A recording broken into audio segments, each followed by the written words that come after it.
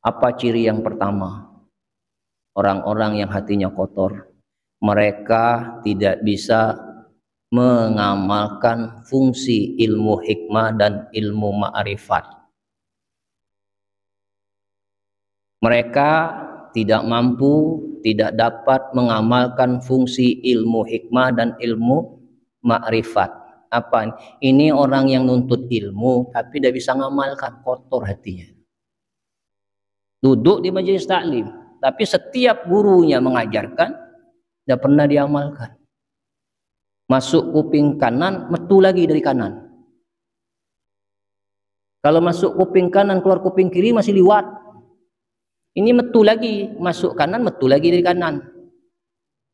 Jadi badannya di masjid, tapi apa yang dia dapat ilmu itu tidak dia diamalkan. Coba koreksi diri. Kalau ada pada diri kita, kotor hati kita berarti. Kenapa? Karena ilmu hikmah dan ilmu ma'rifat ini tak akan sampai kepada orang yang hatinya kotor. Orang yang belajar ilmu ma'rifat ini harus diawali dengan niat yang bersih dan hati yang bersih. Kalau hati kotor, tidak akan pernah bisa datang yang suci itu kepada yang kotor. Air yang bersih itu hanya bertempat kepada tempat yang bersih, baru dikatakan bersih. Air yang bersih di tempat yang kotor, air yang bersih itu jadi kotor. Begitu juga hati. Hati ini tempat bersemayamnya kebaikan. Kalau kebaikan itu hati kita ada kekotoran di dalamnya, terkontaminasi karena kotor. Terkontaminasi karena keburukan. Jadi kalau kita sulit menerima kebenaran dalam diri ini, menandakan bahwa hati kita masih kotor. Kenapa? Kenapa? Karena kita tidak sungguh-sungguh. Allah Subhanahu wa taala telah memberikan warning kepada kita semua di dalam surah Al-Imran ayat 102. Allah berfirman, "Ya ayyuhallazina amanu taqullaha haqqa tuqatih wa la tamutunna illa wa antum muslimun." Hai orang-orang yang beriman, bertakwalah kalian dengan takwa yang sebenar-benarnya. Takwalah kalian itu dengan sungguh-sungguh. Salatlah sungguh-sungguh, baca Quranlah sungguh-sungguh, duduklah di majelis taklim sungguh-sungguh, dengarkan baik-baik sungguh-sungguh, sedekahlah sungguh-sungguh, berwiridlah sungguh-sungguh. Jangan lagi main-main. Tidak ada waktu lagi kita untuk main-main. Dan malaikat maut akan mencabut nyawa kita, tidak pandang bulu dan tidak pandang waktu. Kalau sudah waktunya datang, tidak bisa maju, tidak bisa mundur.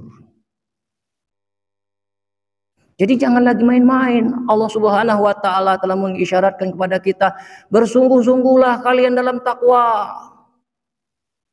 Bersungguh-sungguhlah kalian dalam ibadah, beramal soleh. Jangan lagi main-main dan jangan dijadikan sambilan. Fokus, siapkan waktu untuk kebaikan itu. Jangan nyambilah. Nah boleh, kebaikan itu, ketakwaan itu, ibadah itu tidak boleh nyambil. Jadikan prioritas. Kalau kita memprioritaskan Allah dalam hati kita, insya Allah Allah akan memprioritaskan kita nanti di dunia maupun di akhirat. Nggak mungkin Allah itu akan memprioritaskan kita kalau di hati kita ini belum Allah menjadi prioritas dalam hidup. Coba tanya ke hati kita masing-masing. Kita ini, hati ini banyak penuh dengan dunia atau akhirat? Tanya lagi ke akal pikiran kita nih. Selama kita bangun subuh, ketemu tidur ini banyak ingat siapa?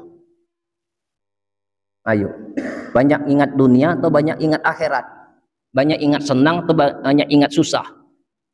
Banyak ingat hidup atau banyak ingat mati? Jujur saja Pak, kita ini sudah tahu jawabannya. Kalau mau berkata jujur, oh kita ini banyak ingat dunia. Ibu-ibu itu banyak ingatnya ke dunia. Mikirkan duit belanja. Mikirkan nak makan apa, nak masak apa. Kaget besok nak masak apa, ada hari ini kangkung, besok kangkung lagi. Habis waktu mikirkan kangkung. Sudah dapat kangkung nak dimasak, cak nak dimano ke ini, nak digulai, apa nak diapoi. Dapat ikan, kemarin lah makan ikan sarden, hari ini nak makan ikan sarden, nak diapoin lagi ikan sarden ini. Habis waktu sampai ke malam, mikir ke makan itulah. Kalau mau berkata jujur, Allah tidak akan memprioritaskan kita. Kenapa? Hati kita banyak memprioritaskan sesuatu selain Allah. Bukan tidak boleh mikirkan makanan, boleh. Tapi ingat, jangan lupa yang kasih makan itu Allah. Bukan tidak boleh melayani suami, silakan. Tapi yang menciptakan suami itu siapa? Allah. Yang berikan kita suami itu siapa? Allah. Bukan tidak boleh sayang sama istri, silakan. Tapi kita harus sadar yang menciptakan istri kita itu Allah. Nah, jadi sungguh-sungguh supaya kita bisa paham tentang ilmu hikmah dan ilmu ma'rifat.